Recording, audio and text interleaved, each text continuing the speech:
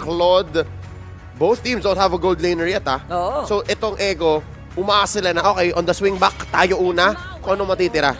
That's another gold laner right there. Ixia. Grabe, pag Indonesian team talaga, parang automatic may ban na Claude, no? Oo. May Talagang trauma eh. pag-iinitan mo yung gold lane. Yun. Kasi sila sa kanila doon, sobrang core talaga ng gold lane. As in, the core of the core. Alam mo yun, alam mo yun. Ilang taon na natin... Hindi ko na ano yun. Ilang taon na natin kinakagalit yung word na core. Pero dito Oo, tama pero yan. tama yun sinabi Na-gets mo. ni Coach Treb. Alam ni Coach Treb na ang gold lane ang core. Attack it. Attack on gold lane. Choke it! So, tama yung ginagawa nila for sure. And at the same time, yung ginagawa dito sa kabila. And Benny Cutie, ang dami. Alam gamitin yan. O ano? man. Ano lahat gold lane, boss? Lahat gold lane. Wala na. Carry mo. Meron tayong gold lane contraband. No nga eh. Kung sino man makalusot yan na yun. So what we do here? So, Carry, Clint, Iritel, Irritelo. Clint. Tatlo lang naman. Hindi maklint si Benny. Hindi nga. Kaya nga Si Marco. parang bagyo na eh. Oo. It's time to bagyo with a carry. Kahit si Owl, hindi rin maklint eh. When the body suffers, Mamaya na, Mamaya. Patril ano? Teka. Patril muna tayo konti. Ito na. Ang Benedetta ni Fordy. Yes. Dito una akong namulat sa kung sino nga ba talaga si Sanford Binuya. Ganyan pumindot.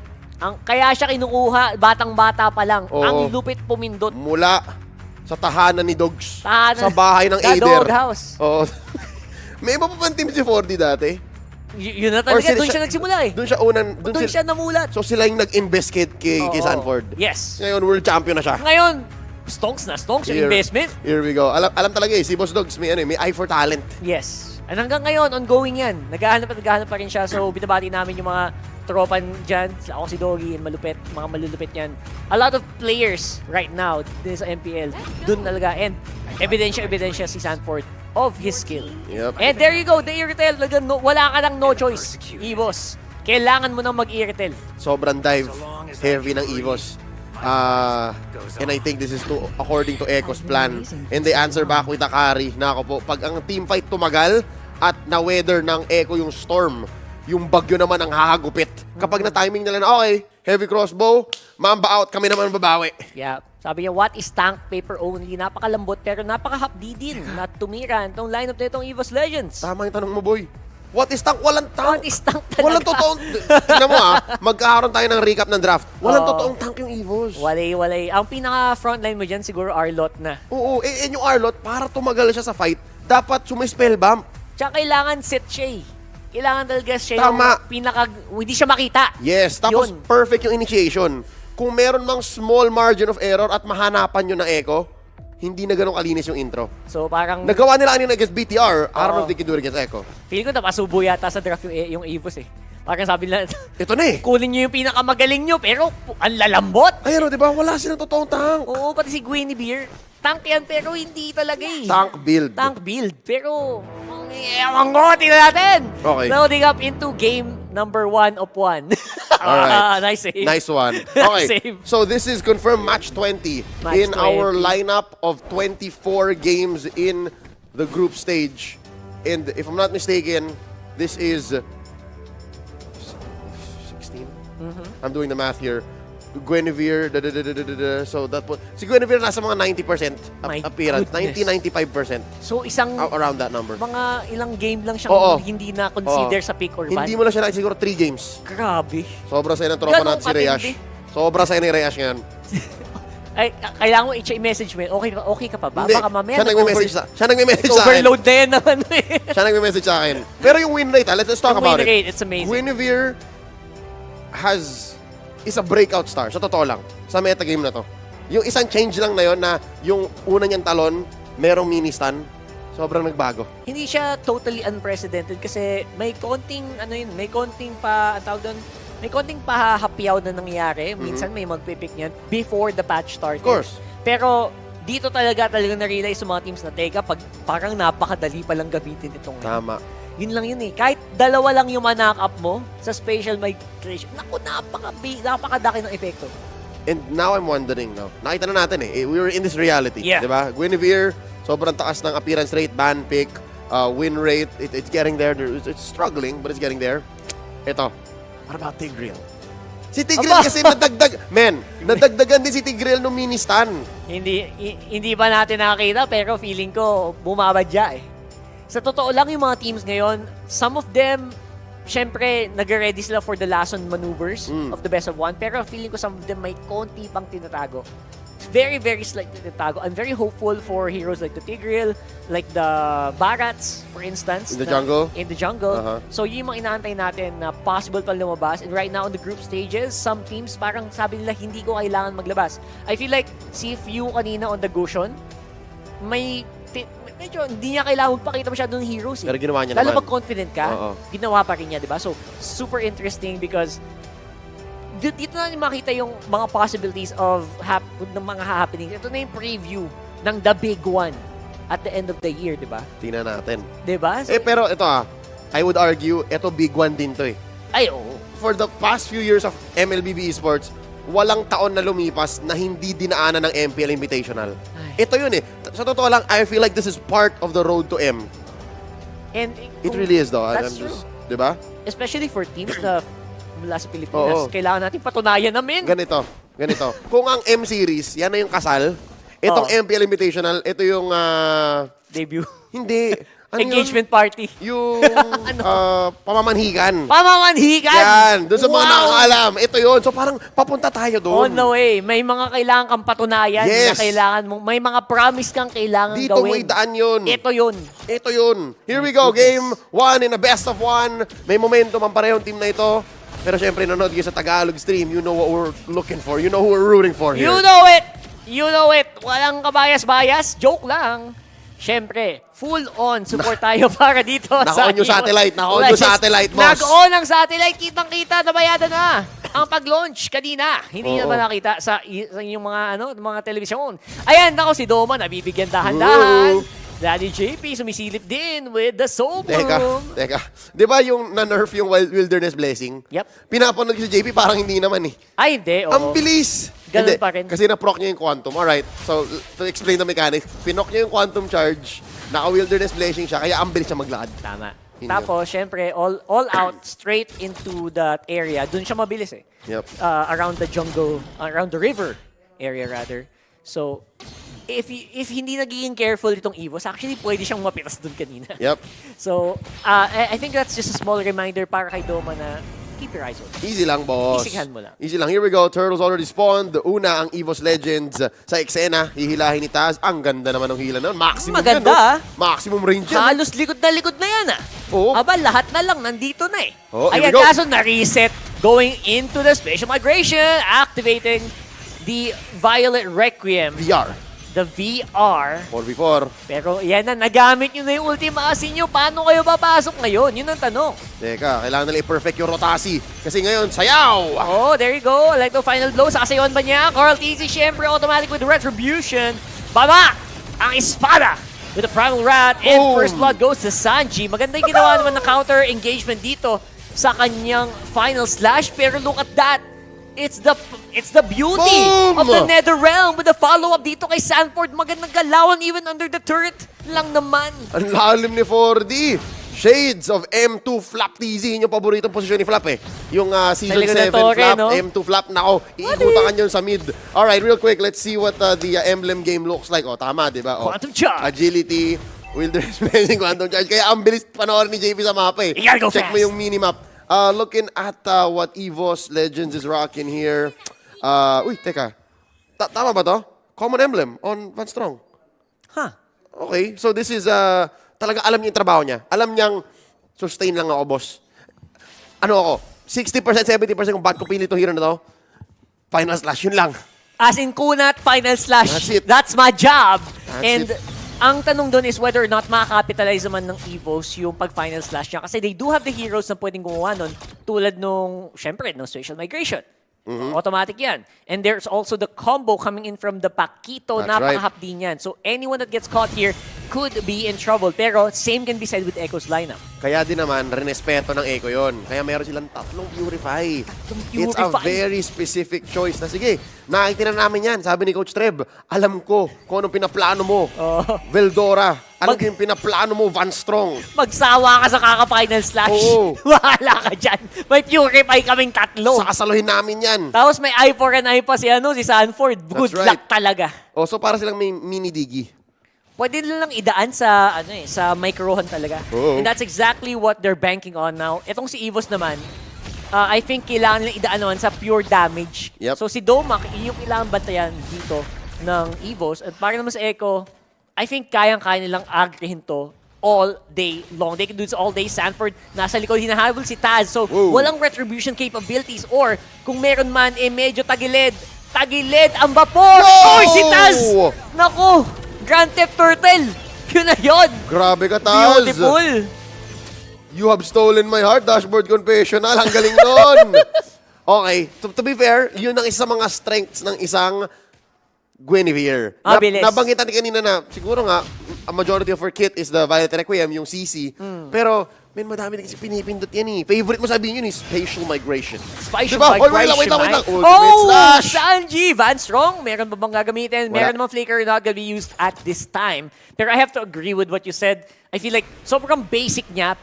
And yun na lang ang kailangan mo isipin eh, yung retry. Wala ka ng ibang skills masyado. After mo gamitin yung Spatial Migration, as in retry na lang isipin mo kasi medyo invisible ka nun. Tama. Ngayon, tinan mo, kinuha ulit siya ni 4D. Kamunti ka pang manakaw, pero Nako. nag-retry din. Okay. Nag-retry si Taz dito. So kita mo, yun Taz na yung dito. trabaho niya. Literal kumuha siya ng hero na pang-retry. Yep, and again, that's the reason why you build Guinevere full tank. Cancel mo yan, Japes. Alright, cool. Alright, so, di ba ang galing? Kahapon Tama kasi, naman. watching the first games of Echo, kaya sila 1-1, is because, I don't know, I'm not to blame Daddy JP pero meron times na inaantay ng Echo yung decision ni JP. So here, in the early game showing na, alam ni JP what's a good fight, what's a fight to commit to, ibig sabihin, naka-tempo na. Wait lang, talunan. Uy! Ayan na, tumalon na. And rekta. Dito kay Carl TZ, may maganda namang salod mula dito Hey. sa Netherrealm ni Sanji. Pero tignan mo yan, mataas ang buhay ng mga Avos Legends members ngayon. Pwede silang dumiretso for the follow-up. JP, of course, circling Eagle para lang medyo maiwasan ang agresuhan dito sa Eve. Agresibo. That's not a word. Pagka-agresibo. That's not a word. Yun. Pero napansin ko lang, maganda sana yung engagement na yun for Echo if they were in the location. Kasi tinan mo, walang ult yung Evos. Walang Sobrang laking punish niyan. Sobrang laking punish niyan, Insan. Pero, wala. The communication was, we'll play the map.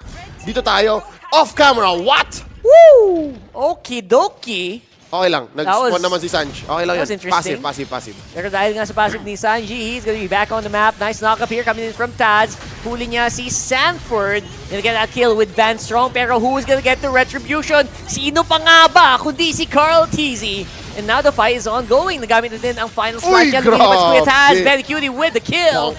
And of course, yung maganda pa rin. Bumalik! It's part 2. Neto, Hila. Netherrealm. Nice hila. Oh my gulay. Veldora going down. Alright. This is Echo Express. And nakakasabay nila yung Evos. Yung Evos Legends, mabilis din kasi ito eh. Di ba? Meron din silang Ducati eh. Oo eh. Tigisa silang Ducati. Tama ba? Tama. Oo, di ba? So, sumakasabay. Kaya nga naman trade yon 1-for-1. And at the same time, so sobrang tagal nung team fight na yon, 2 beses na nagamit ni Sanji yung Netherrealm niya. Ganong kalupit, magsayawan din naman yung dalawang teams na to. And with that, we'll check out the item game here. Echo, just barely 900, 1,000 gold ahead. So maliit na gold dito. Kaya naman kailangan pa rin respetuhin ng Echo yung ginagawa ng Evos because the fights that Evos picks, yung mga fights na sigurado ang Evos sa gagawin nila, lalo na kung makakuha si Taz ng malupit na Violet Requiem, maganda nga naman ang bigay. Tama. So wait lang, sa baba. Uy, Veldora. Uy, Veldora! Mali ka yata ng pinasukan na liga doon. Tinabayan mo si Daddy JP kasama si Betty Cutie. Isang napaka-deadly na combo. Double daddy combo yun, Double boss. daddy, man. Mahirap yun. Minagulang. Oo, ginulang. Dinaan sa gulang. Kasi dalawang Dinaan sa magulang gulang, yun. Dalawang magulang. Oh my God. Grown-ups. Grown-up decision grown-ups. yun. Oo. Si Veldora, fight tayo. Hindi, wag. Don't do this. You don't No, want no, this. no. You don't want this. And ngayon, Brother. nagkagulo yung mapa. Ayan Open. na. Open ang lane ni 4D. Yun ang gusto ni Sanford, no? Gusto niya, magkagulo kayo dyan sa mapa para magawa niya yung trabaho niya on that Benedetta. That's right. Teka lang, Cartezy. Binisita, finorce out si Taz. And now, mid lane moves for Echo. Oh, there you go. May possibility pa rin ng final slash. Nag-aabang si Vanstron. Naghahanap ng angulo. Hindi muna bibigyan sa ngayon ng Echo. Nasa gilid ngayon ni Benedetta as well. Going in si Kuya Taz. Pumasok. Buti na lang nakalabas. Nabanggit mo yung magic words, Rakart. Naghahanap ng angulo, pero anggulo. And real quick, di ba, alalahanin natin yung match before this. Yes. EVOS versus BTR. Napakalinaw kung ano yung diagram na gustong gawin ng BTR. Range sila. Yes. Ito yung Echo Man in your face, sa may gilid, Galing sa likod. sa likod, Oh, sa taas. gulo. Di ba? So, hindi ganun kadali yung trabaho ni Van Strong. Yan. So ngayon, maghanap ka lang magandang angulo kung saan-saan nasan yung kalaban mo. Hindi sila dikit-dikit. Hindi din sila nasa likod. Hindi sila nasa harap. There you go. 1v1 ngayon. Makipag 1v1 kayo kay Sanford. Nasa likod naman. Oh my God. It's a 3v4 para dito kay Kuya JP. Buhay pa naman siya. And right now, that dance is still ongoing. Oh, lang. Peldora, JP! medyo masakit. JP gonna be surviving for the meantime. And here we go with a crucial last take here. Bang! Oh my goodness, that still gets it. Oy, the turn! The turn! Beautiful turn here, PvP muna, sabi dito ng Echo. And nakuha naman nila ang isa. Will they get more? Veldora na po, Bang! napalaban ng masama. Naton ng energy eruption, babagsak siya. Si Veldora, mano na mission eh. Si Benny lang. Eh, kaso 5 yung bumangga sa'yo. That's what happened there. Sobrahan sa antay. An amazing turn by Echo. Well, yes, na-concede nila yung Lord. Ang talas nga naman din talaga ng retribution ni Taz. Pero sabi ni Echo, hindi. Ito na yun, according to plan to. Collapse. Collapse, Nagawa napakaganda. nila. They were able to get that collapse, 2 kills ha. 2 kills, so hindi din biro, hindi din makakapush masyado yung Lord Waves Hindi nila na kinuha nasulit. ng EVOS. Hindi na nila sulit. If anything nga, lamang pa sa wave sa may takas. Ayun Ano nga. Yung Echo. Pero yun, ang play nila sa baba. Oy, magandang play mula dito kay Van Strong. Although titiisin naman yan ni Carlito the Bang! Great. Tapos sila pa yata mapapasama. Benny Cutie nandito na, nagwawala. And there you go. That's a triple. Casual lang, men. Casual na triple lang naman para dito kay Benny Cutie. Just Benny things. Ito na yung sasabi natin, di ba? Hahagupit ang bagyo. Talaga naman. Nangyayari na nga. Kahit anong likot ninyo, isang force of nature. Ayan. Si Benedict Gonzalez. Balitang-balita mga kaibigan. EVOS Legends, nag-lord na pasama. Nabasagan ang torre sa baba. Diretso na to. Pumasok sa loob ng base. Echo. Naku. Ito yung stop nila, Echo Express, loob ng base ng EVOS. At Oh. tuloy-tuloy na nila to. Ang laki ng lead na to. Ladies and gentlemen, 5K almost ang gold lead ng Echo. Grabe. Under 12 minutes. Paano makaka-recover ang EVOS dito? Alright, number 1 is, Mahirap ah. okay, step by step. Oh. Nakawin tong susunod na Lord. Number 1 1 minute. yun. Mga 1 minute. 70 seconds. Nakawin ni Taz. Number Galingan 1. mo, Taz. Liitan nila yung losses. And then next, siguro mahuli nila si Benny, pero ang hirap eh. Yan, sila yung hinuhuli. Lalo yung mga galaw ni Daddy JP dito, talagang sila yung nahuhuli. And if you, alam mo yung pag kumurap ka, may Sanford bigla sa likod. Nope. It's a very difficult place for EVOS Legends. Not to mention nga, yung sinabi nga natin, wala talagang mahanap na angulo si Van Strong na Wala. maganda. Kasi ang gulo ng Echo. Sobrang Grabe. ganda ng communications nila. Guys, makinig kayo ng Echo mic check. Malalaman nyo na sobrang chill nila mag-usap. Sobrang chill nila mag-call na, oh, hindi, wala dito. wala. Ganun lang. Ganun lang eh. Basic eh. So alam mo na kapag may gusto silang gawin or aware sila sa isang tao, kaya nilang i-communicate yun across all 5 members. Ngayon, tinan mo, muli lang. Cry Force with the Flicka! Oo, pero tas ang bilis na gumalaw. Kung walang flicker si ano doon, si Kurt, tapos ang Oo. boxing talaga. Men, yung kay Cry, 2 minutes yun. Oo. Yung kay Daddy JP, ilang segundo lang, meron na ulit yan Circling Eagle. Good luck talaga. Ayan na. Now, nawalan pa siya ng ganon, ng flicker, in a very crucial lord of this game. Ganon kalupit ang ginagawa ng Echo right now at every turn. Talagang outclass, kumbaga. Outclass time and time again. Ang pinakamangyayari dito, siguro makachamba si Van Strong ng isang flicker straight into Benny Cutie. Yun ang hinahanap niya ngayon. Yun na lang. And now, oh, here we go. Nice try from Taz there. Subukan niya. Ilan kaya ang tao dito, Bush na to? Nakuha siya ng 3. Which means he will have to back off. The Okay. dance is ongoing. Medyo mababa na ang buhay ni Carlito dahil sa Lalim! sayaw. Ayan na, hinihila niya doon si Taz. And pareho na silang low. Pero ngayon, full force box out mula dito sa Echo. Libreng Lord para sa Pinas. And that's the second Lord going over in this game. Kasi yung una sa EVOS, Trinade yun. And now Echo 6K ahead. Ito na. Yo. This is the Lord that matters. This is it! Luminous Lord to. Ayan, so ito, walang na dedo. Walang na dedo sa Echo. Malinis, Dun sa Lord. malinis. Malinis na malinis. So ang ngayon, ano ang gagawin mo with Sanford na napakakulit dun sa side lanes with a Lord on maybe the bottom lane of Diretso. this map? Dire-diretso yan. Talagang good luck talaga para dito sa EVOS kung Ayan ano na. ang didepensahan nila. Ayan na si Lord. Sa totoo lang, ang totoong problema ng EVOS is si Benny. Si Benny, Basta no? ma-shutdown mo si Benny. Kasi sa totoo lang tignan mo to. Tignan mo yung apat. Sanford, Sanji, Caldezi, JP. Ano dyan yung worth it? Walang worth it Wala yan eh. talaga. As in, good luck. Kung saan man makuha mo, sana makadalawa kayo. Parang yun yung sinasabi ni Tal. Sana makadalawang knock-up ka, tatlong knock-up. Yun ang pinaka-the best. Van Strong, nasa na yung Flicker Final Slash na money, ultimacy na kailangan mong gawin ngayon. Sabi nila, you know what? Hindi natin kailangan lumabas ng base. I-clear lang natin. Try to buy some time. One-man Final Slash ang sagot. And of course, si Carlito naman ang dadalihin nila doon. Good Uy. damage output coming in from EVOS dito sa game na to, but they're still the big minion waves. Bang! Electro final blow sa may ilalim and there's a quick knock-up. Forced out. NetherRealm! Ayan na, NetherRealm na para sa parehong kupunan. Ngayon, maklear muna ang mga minion waves. Nagiging very careful ang EVOS. Dikit na dikit. Pati Echo eh. Rumirespeto eh. Okay, nice. Okay. I see. Para tong Hindi ano. sila pumapasok. Para no? tong nag-dance battle. Tapos pareho kayong pawis. Pero walang Alam mo bumibigay. na, wala. Oo. Ano pa tayo? May round 2, may round 10 na tayo, round 11 pa tayo. So, they are taking their time. And Echo, nagiging talagang disiplinado. Tama. And again, we've seen Echo fall to this kind of vulnerability na parang umaasim sila. And with this kind of lineup na sila yung may initiative, sila yung proactive parate, as long as alam nilang hindi sila na iisan sa angulo ng EVOS, tuloy-tuloy lang. Tuloy-tuloy lang kasi lahat ng laban, lahat ng good engage, kay Echo pa rin nanggagaling for the past 5 minutes. And hindi makahanap yung EVOS ng magandang engage kasi nga ang gulo. Ang gulo. Echo, alam nila na ito yung weakness ng lineup ng EVOS na huwag kayong magdidikit-dikit. Parating tayo ang head when it comes to vision, when it comes to positioning, hindi makakalamang yung lineup nila. Alam mo yung si Van Strong, naiinis na.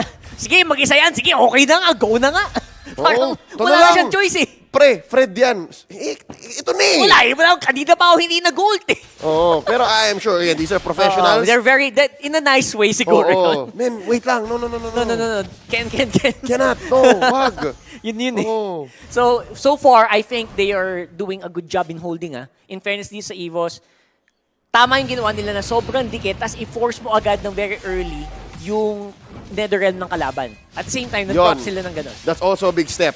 Kung ma-off ang timing ng Echo, yon. That's one step for EVOS. Pero as it is, Sanji yan eh. Mahirap. Si Sanji yan eh. The mid-lane genius eh. At pag kumurap kayo, may i-split push bigla dyan na Sanford. Ay, kanina pa siya nandyan eh. Ayan na. The two-man knock-up kasama yung Lord. Kaso nadamay sila! Bang! Pati EVOS na knock-up! It's a disaster! My goodness! Boom! Oh, there you go. Taz going down means Retribution is out para dito sa EVOS Legends. Tapos tuguan pa ang mga miyembro nila. Benny Cutie taking down one. Napauwi na rin naman. Echo gets 2 free kills. Tapos back to business tayo dito. Kunin Back natin to tong Lord na to. business. 17 minutes in. Mabilis ito matatapos to. Hindi magiging evolved Lord ito because Echo wants to finish fast. Yeah, bilisan na natin habang medyo off pa yung dead timer sila. Si Crit nasa nasa langit pa nanonood. Oo. And ngayon, ito na yun. Ay! Nakita niyo ba yun? Wala tayong nakita. Wala tayong nakita. Wala! Walang nakita. dumaplis. Patayan germs. Teka, Ayun! ano yun? Wala ba sa range yun or na eye for an eye? Feeling ko na eye for an eye eh. Pero magkadikit sila eh.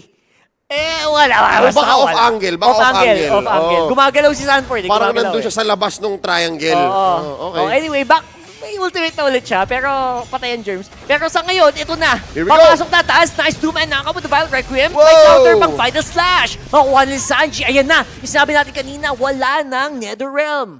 Wala Pero muna. back na. O, Bumalik diba? na ulit siya. Kaya hindi He's worth back. it.